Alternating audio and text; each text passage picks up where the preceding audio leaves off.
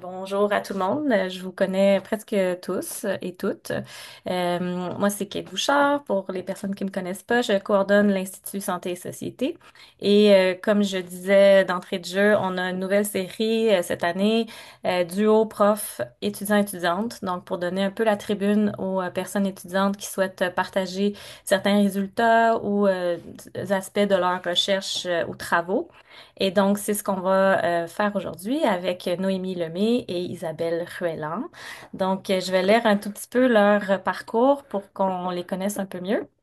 Donc, Noémie Lemay est actuellement étudiante à la maîtrise en travail social. Elle s'intéresse à la manière dont l'engagement social et la mise sur pied de collectifs de travail ouvrent la voie à une démocratisation du système de santé et des services sociaux.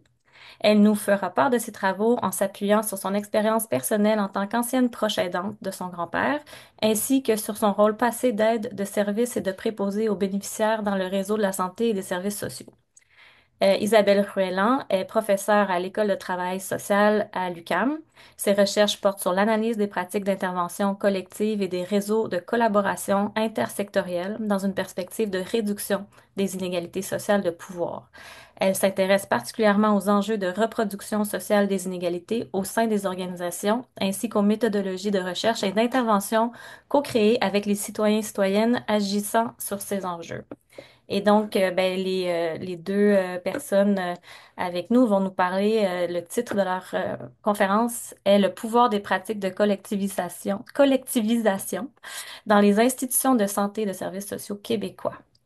Donc, je vais céder la parole. On aura une partie après la présentation pour échanger tout le monde ensemble. Donc, mais je vais céder la parole à Noémie et Isabelle pour leur présentation. Merci à tout le monde. Ben, merci beaucoup pour la présentation puis pour l'accueil. On est vraiment ravis là, d'avoir cette tribune pour partager pour une première fois là, le fruit un peu de nos réflexions croisées là, dans le cadre du projet de mémoire de Noémie. C'est moi qui ai l'honneur de ouvrir le bal avec notre présentation. Je vais projeter mon écran en même temps que je vous parle. Donc voilà, j'aurais besoin d'une petite validation que tout est bien visible. Alors voilà, donc le titre a été présenté, nous aussi, donc j'enchaînerai avec la prochaine diapo. Donc ce qu'on vous propose aujourd'hui là pour la prochaine demi-heure, 45 minutes, parce que l'idée aussi, ça serait de pouvoir avoir la possibilité de discuter. Là, je connais quelques personnes qui sont parmi l'auditoire et je suis très ravie que vous soyez là. D'une part, c'est ça, moi, je vais mettre un peu une mise en contexte du champ de recherche sur les pratiques de collectivisation en travail social et plus largement là, au niveau du champ de l'analyse des pratiques. Le grand de l'échange va tourner autour du projet de Noémie, qui est un exemple de projet de recherche là, sur les pratiques de collectivisation dans les CHSLD. Je vais faire un clin d'œil un peu à l'évolution du champ actuellement, puis aux avancées au Québec. Puis on va plonger avec Noémie dans une recension des écrits qu'elle est en train de finaliser avec ma supervision, mon soutien au niveau de l'exploration du champ des communs.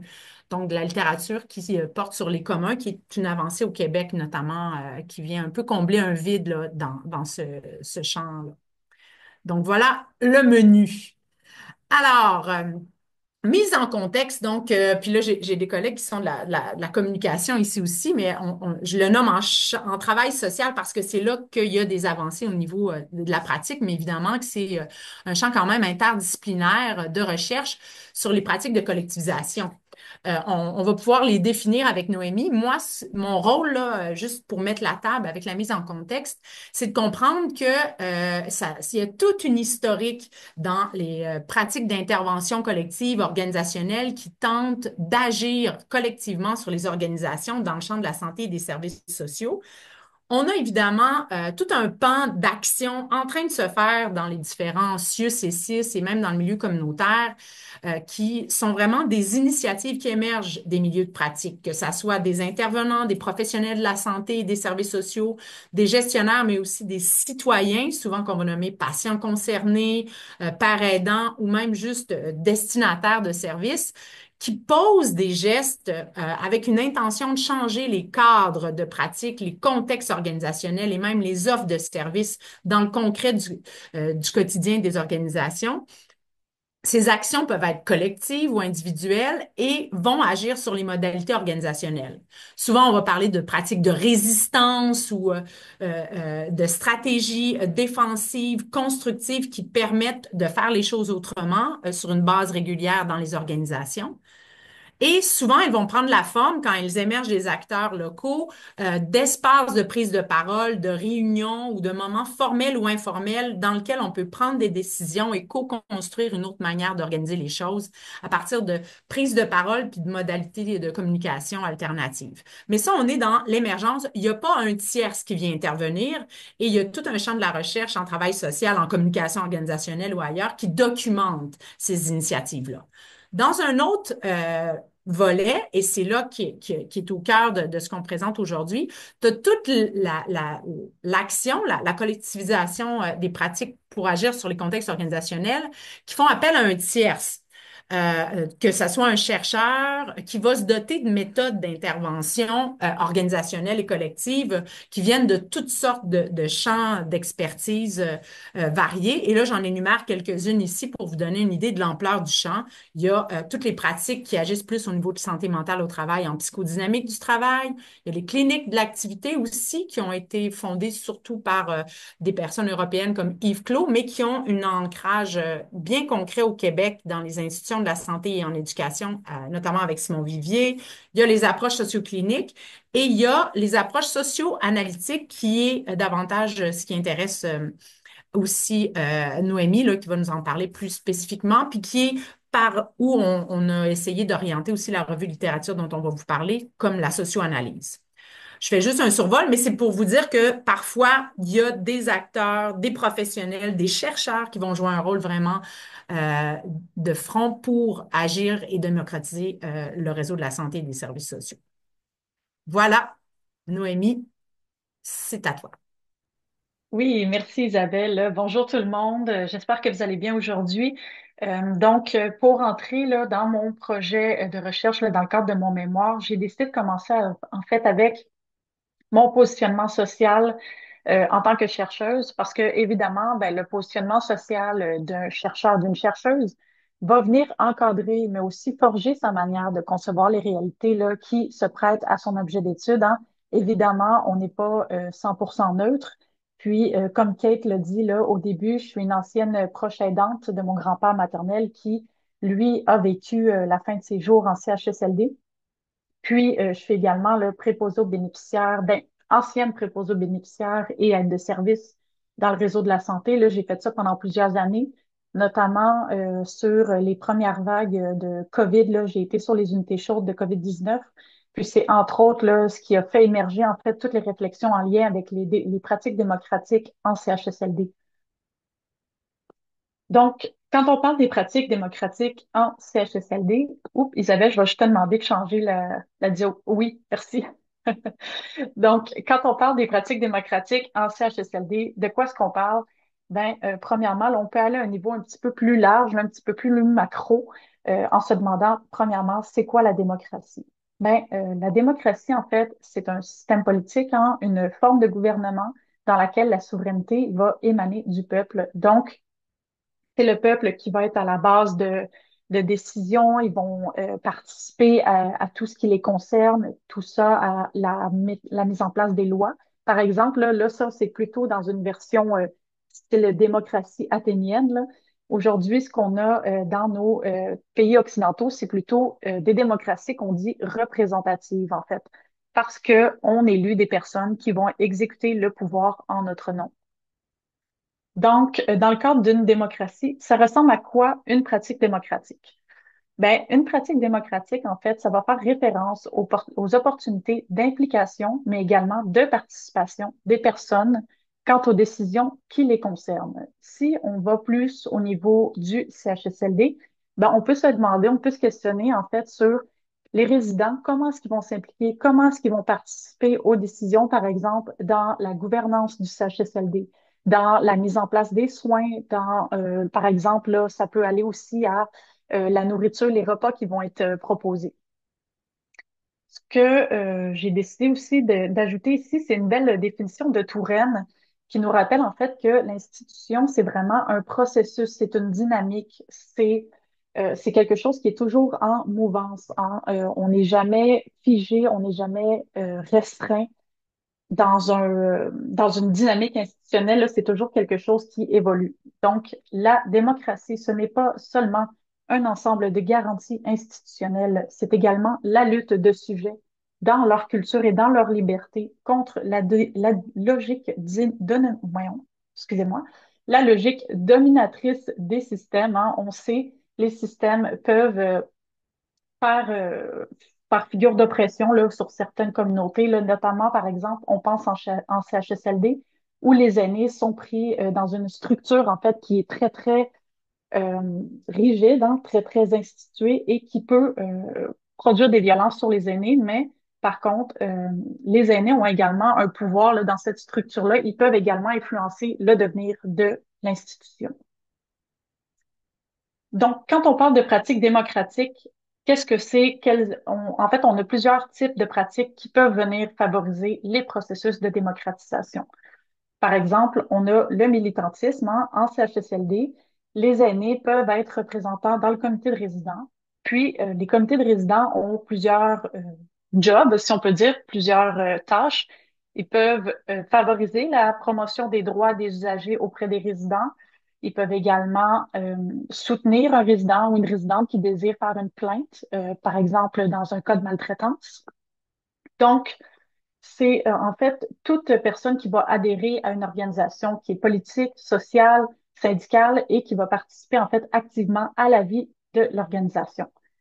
Quand on parle de résistance collective, eh bien, c'est le fait de, par exemple, manifester dans le salon ou la cuisine, comme par exemple, si on a retiré la tarte au sucre du mercredi soir, là, que tout le monde aimait tant, ben là, on pourrait avoir une manifestation de gens qui disent, ben non, on l'a vu, notre tarte au sucre, pour nous, c'est important.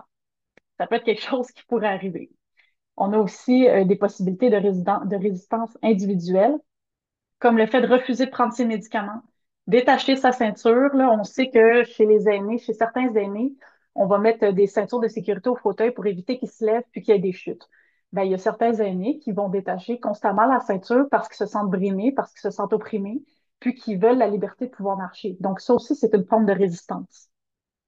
Pour ce qui est de l'action collective, ben, on peut déposer une plainte collective, mais également, présentement, là, on le voit depuis les dernières années, surtout dans la COVID, là, il y a des groupes d'aînés là, dans des CHSLD qui vont faire appel aux médias pour dénoncer des situations d'abus, de maltraitance institutionnelle. Donc ça, c'est vraiment une pratique qui se fait couramment depuis les dernières années. Puis, on peut également avoir la revendication. Par exemple, déposer une lettre de revendication pour augmenter le nombre d'activités de loisirs qui sont offertes dans le milieu. Ou on peut demander, je sais pas, moi j'aimerais ça avoir du bingo 2 fois semaine, puis là on en a une fois par 2 semaines. Fait que là, ça marche pas, on en veut plus. Ça peut être le genre de revendication qui est faite dans le milieu. Merci. Pourquoi s'intéresser en fait aux pratiques démocratiques, là, tout ce que je viens de vous énumérer, pourquoi? Ben en fait, à l'heure actuelle, il y a peu de littérature sur le sujet. Outre la littérature grise là, sur les comités de résidents, par exemple, les cadres de référence, la loi sur la santé et les services sociaux, on a un acteur qui s'est beaucoup intéressé, là, Monsieur Gagnon et son équipe, là, qui s'est beaucoup intéressé à la littérature critique, notamment sur l'autonomie des comités de résidence, sur leurs possibilités de participation et de démocratisation, mais pas en fait sur tout ce qui est des pratiques de résistance formelle et informelle. Ça, on n'a pas vraiment ça. D'ailleurs, on fait l'hypothèse hein, qu'il y a certainement là, des pratiques de résistance formelle, informelle qui sont inconnues dans la littérature scientifique qui vont peut-être émerger là, dans le cadre de ce projet-là. Puis également, ben, on ne connaît pas les éléments qui vont contraindre ou faciliter les pratiques démocratiques des résidents dans le milieu. Pour ce qui est du contexte, le timing, ben évidemment, depuis quelques années, là, surtout depuis la COVID-19, on voit de plus en plus d'histoires médiatisées sur les violences institutionnelles en CHSLD, hein, dans les médias, dans les journaux. Mais aussi, à son contraire, on a peu d'histoires médiatisées qui vont adresser les pratiques démocratiques en CHSLD. On a quelques cas, par exemple, le cas d'une personne qui s'est enfermée dans une cage devant le Parlement de Québec pour être libérée d'un CHSLD. Ça, c'est un positionnement politique, social qui est très fort, hein, et dont pourtant on entend très peu parler. Puis, évidemment, maintenant qu'on a un peu vu, qu'on a un peu dressé le portrait de la situation, ben, ça nous permet aussi de faire de l'innovation, hein, en répertoriant ces pratiques-là, mais aussi en réfléchissant à des nouvelles pratiques de démocratisation qui, évidemment, vont être adaptées aux réalités des résidentes, hein.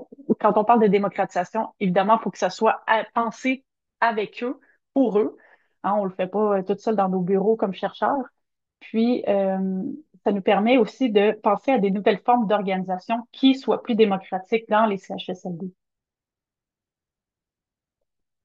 Donc, la question de recherche et l'objectif, ben, notre question, c'est comment est-ce que les résidentes participent-elles à la démocratisation en CHSLD? Vous allez noter là ici, petit aparté, que je parle des résidentes au féminin, des aînés au féminin. En fait, c'est simplement là, pour faire appel au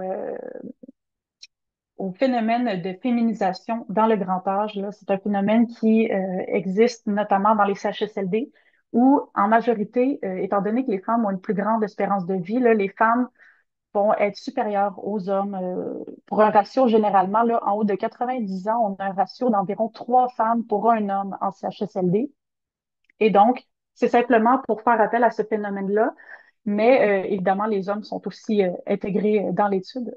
Donc, pour l'objectif de recherche générale de la recherche, eh bien, ça va être de déterminer les pratiques des différents acteurs du milieu, hein, qui vont tenter d'influencer cette dynamique qui est propre au CHSLD. Puis, les objectifs, on va donc répertorier les différents espaces de prise de parole et de revendication, cibler les éléments qui contraignent et qui facilitent l'implication sociale des aînés, mais aussi identifier avec les aînés des moyens pour favoriser leur implication citoyenne au sein du CHSLD. Pour ce qui est du cadre théorique, le cadre théorique là, se fonde en fait sur les concepts d'instituant et d'institué de Cornelius Castoriadis, qui est en fait un cadre d'analyse là, des dynamiques institutionnelles en CHSLD. La manière qu'il faut voir ça, en fait, c'est qu'une dynamique institutionnelle, comme j'ai dit tantôt, c'est un processus, c'est toujours en mouvance. Moi, j'aime bien dire que c'est comme le yin et le yang, ou bien c'est comme une danse.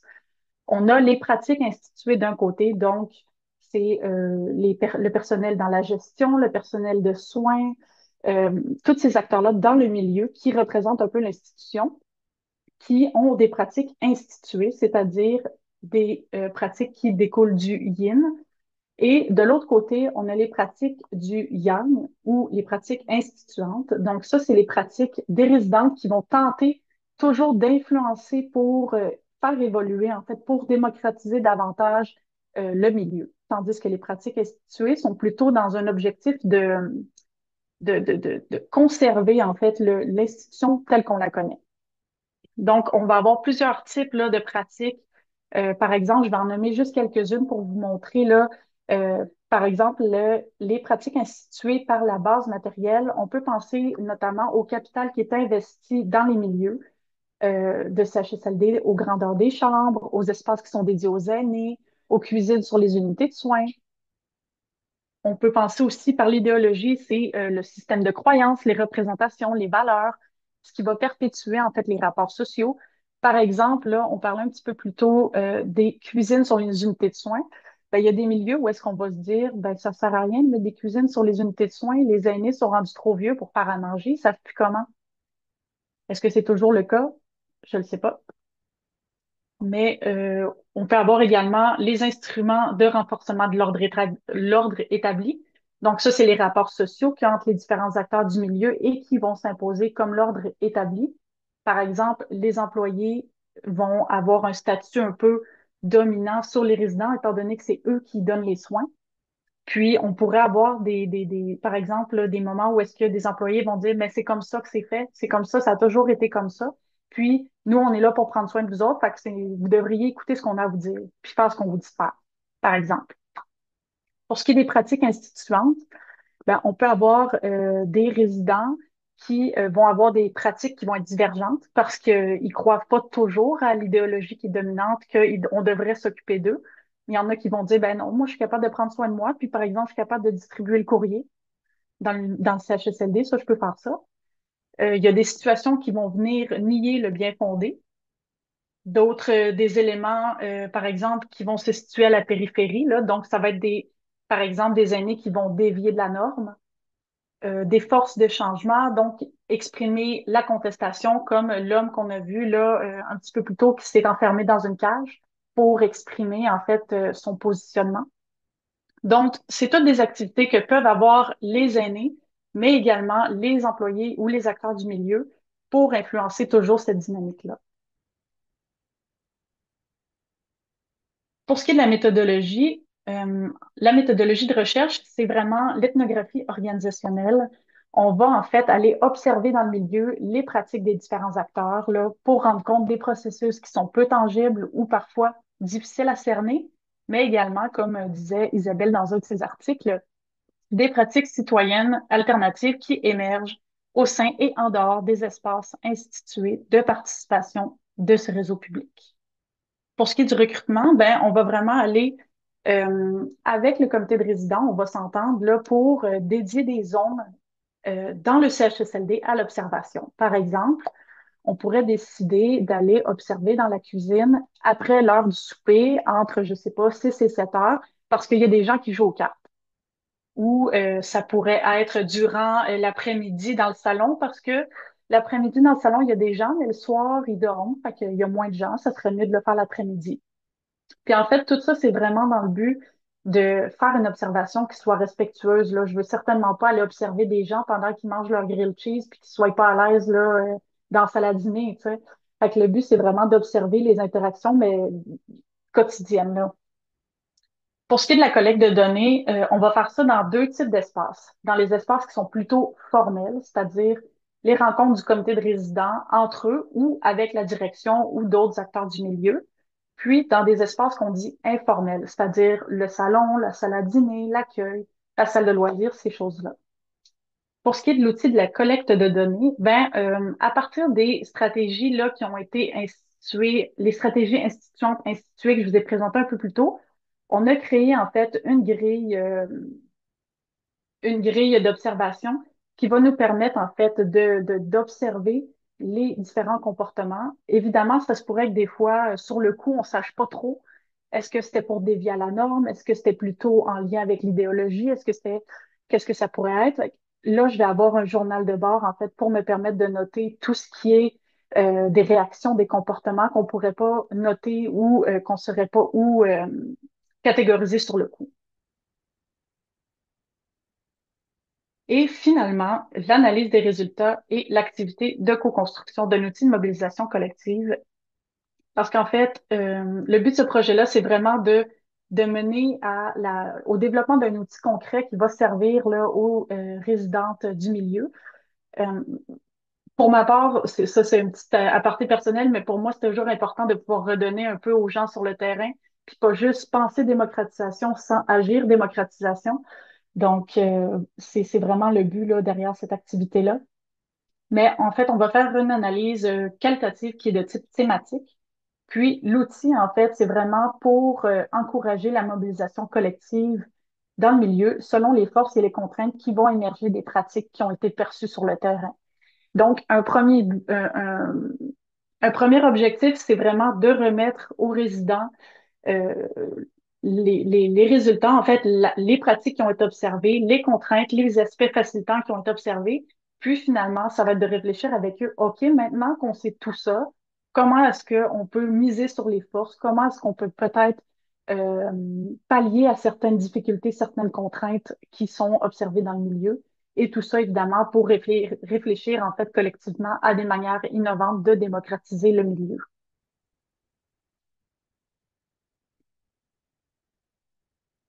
Isabelle, je te cède la parole. Oui, merci beaucoup, Noémie. Ben voilà, donc ça, c'était un exemple, là, une illustration de recherche en cours portée vraiment avec brio par Noémie. On est à l'étape là, des approbations éthiques avec le CIUS, qui n'est pas peu de choses, comme peut-être certains d'entre vous le savez déjà.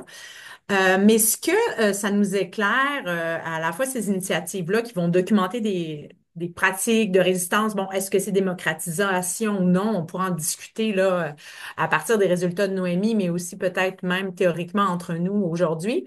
Mais ça pose des questions sur comment soutenir aussi ces initiatives-là dans des perspectives d'intervention organisationnelle, d'intervention collective pour collectiviser l'action sur les cadres organisationnels pour que les services publics de santé et de services sociaux puissent être à l'image des personnes concernées puis répondre aux besoins des populations souvent vulnérables comme les personnes en CHSLD telles que Noémie le décrivait.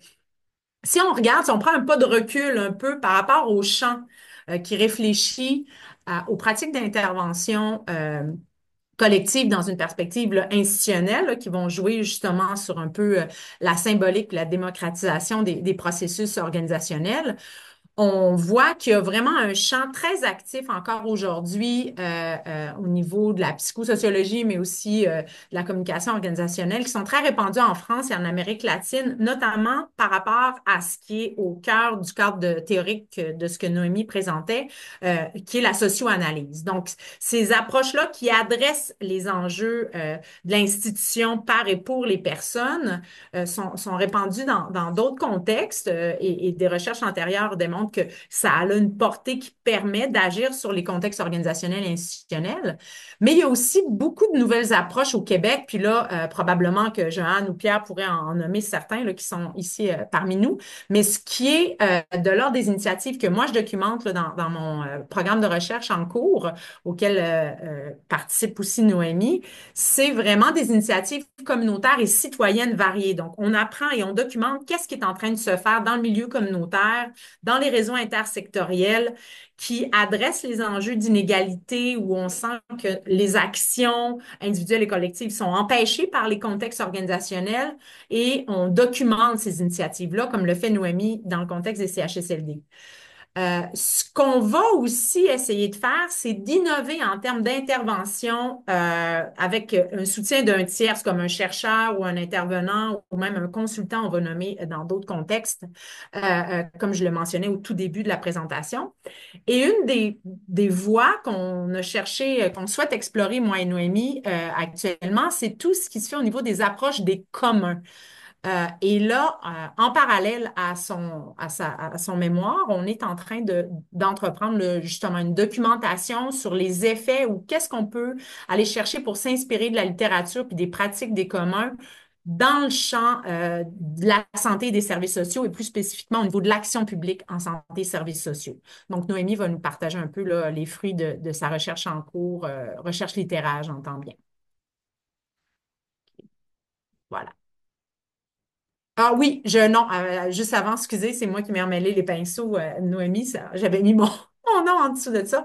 Donc, et une question parapluie qui guide un peu la démarche là, de recension actuellement, c'est de se poser la question en quoi les approches et les méthodes d'intervention collective liées à la perspective des communs peuvent nourrir notre réflexion ou la réflexion en cours là, quant aux méthodologies d'intervention collective en milieu de soins et d'émergement notamment auprès des aînés, mais aussi dans d'autres types de milieux, comme moi, notamment actuellement, je travaille sur ces questions-là avec un CLSC qui va ouvrir là, dans le nord-est de Montréal-Nord.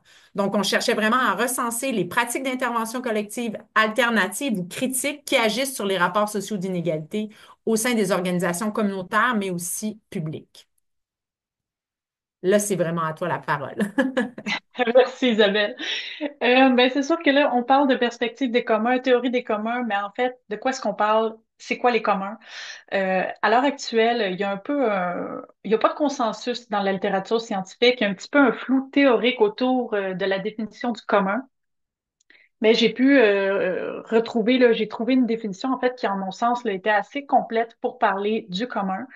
C'est la définition de Cornu, Orsi et Rockfeld qui disent en fait qu'il peut s'agir d'un ensemble de ressources en accès partagé et collectivement gouverné au moyen d'une structure de gouvernance qui assure une distribution des droits et des obligations entre les participants au commun qu'on appelle des commoners en anglais, et qui vise à l'exploitation ordonnée de la ressource permettant sa reproduction dans le long terme. Donc, c'est une grosse, grosse définition, mais qu'on peut en fait diviser là, sur trois piliers.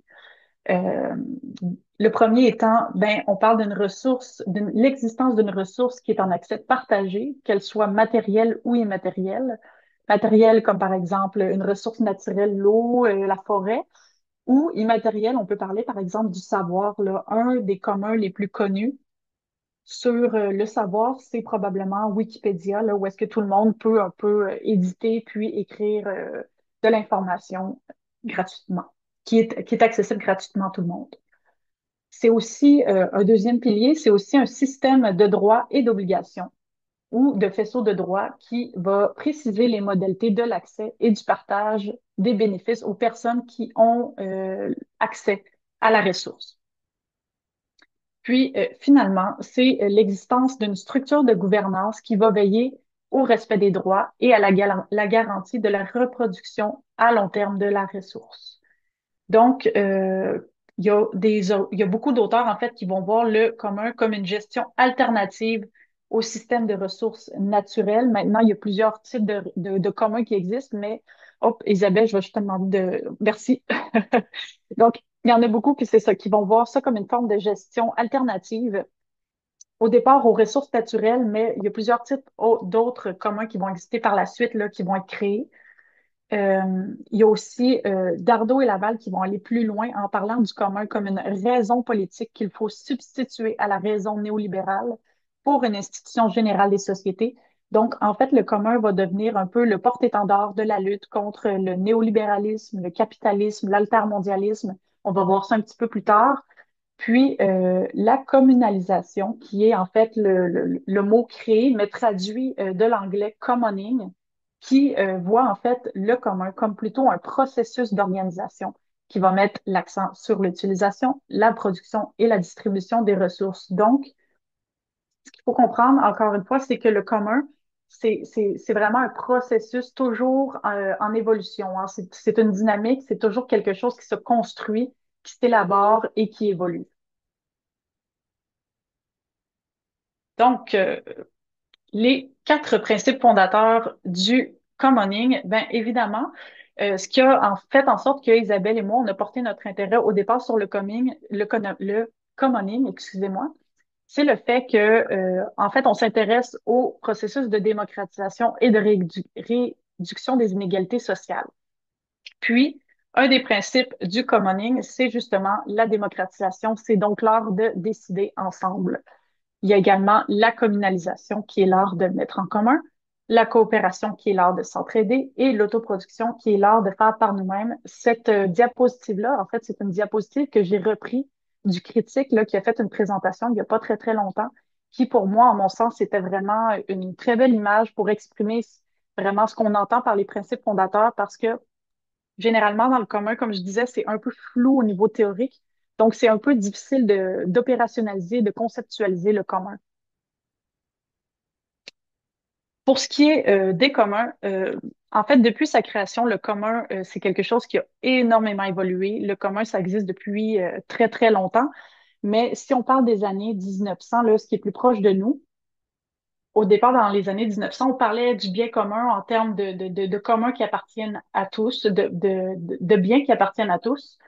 Mais à partir de 68, on a un auteur là, du nom de Garrett Hardin qui va écrire un livre sur qui va appeler la tragédie des communs. Pour cet auteur-là, en fait, ce qu'il va nous dire, c'est que, en fait, tenter de gérer en commun, ça va nécessairement mener à l'autodestruction des ressources. Pour lui, il va dire que n'importe quelle commoneuse va avoir tendance à faire passer ses bénéfices personnels au-dessus ou au détriment des coûts pour la collectivité. Et donc, nécessairement, ça ne peut mener qu'à la tragédie des communs. Évidemment, cette réflexion-là va beaucoup encourager l'émergence de l'idéologie néolibérale, étant donné que pour lui, la meilleure façon de gérer, c'est pas le commun, mais c'est plutôt dans la privatisation, en réduisant le nombre de personnes qui peuvent avoir accès aux ressources et donc une gestion qui est plus simple.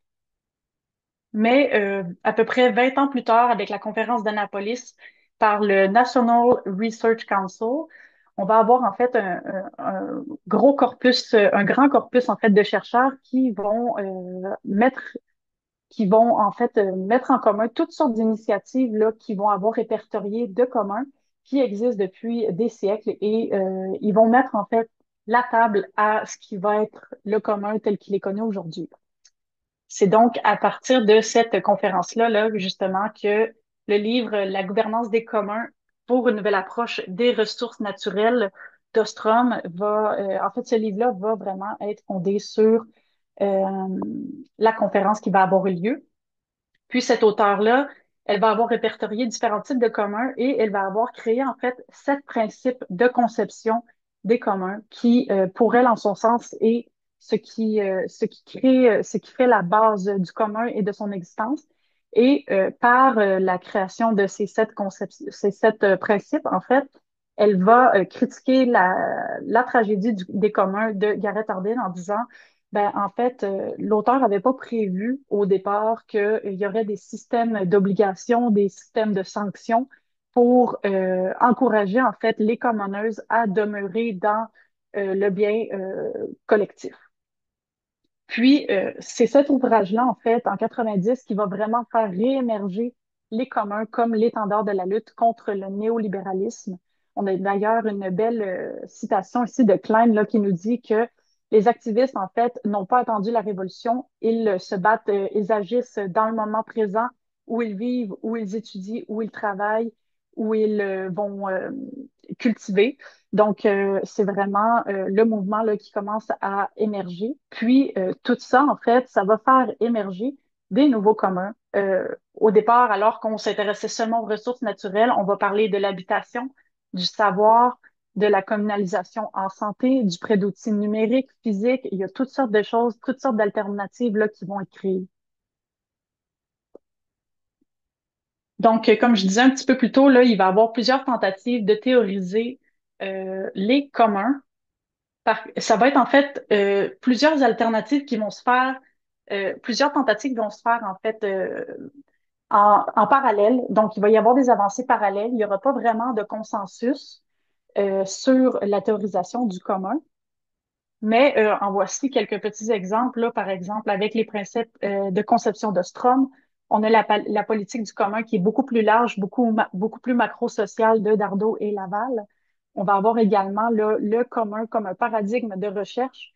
Puis ça, j'ai pas écrit la citation, là, je l'ai oublié, mais c'est Laurent et Lecomte, là, il va être écrit dans les références là, à la fin de la présentation. Puis vous avez également le modèle de soutenabilité des communs, qui est de Profem commun qui vont vraiment permettre une première opérationnalisation du commun. Finalement, je vous présente quelques exemples là, de communs au Québec. Il y en a toutes sortes. Là, pour l'instant, je n'en ai écrit que quelques-uns, mais on a une personne du nom de Marie-Soleil Lallier qui, dans sa thèse doctorale, a répertorié plus de 70 communs au Québec. Donc, il y en a énormément. C'est quelque chose qui est en émergence au Québec, mais ailleurs également à l'international, on a toutes sortes de communs qui existent, que ce soit dans les pays d'Europe, la France, on a la Suisse, la Belgique dans le nord, on a également au Japon, plus loin de chez nous, il y a toutes sortes de choses qui se font qui peuvent nous aider justement à réfléchir sur les possibilités euh, de changer un peu notre système public, là, ou du moins de réfléchir à comment est-ce que des nouvelles formes d'intervention collective pourraient favoriser les processus de démocratisation avec les personnes qui sont concernées. Donc, voilà pour ça. Merci beaucoup.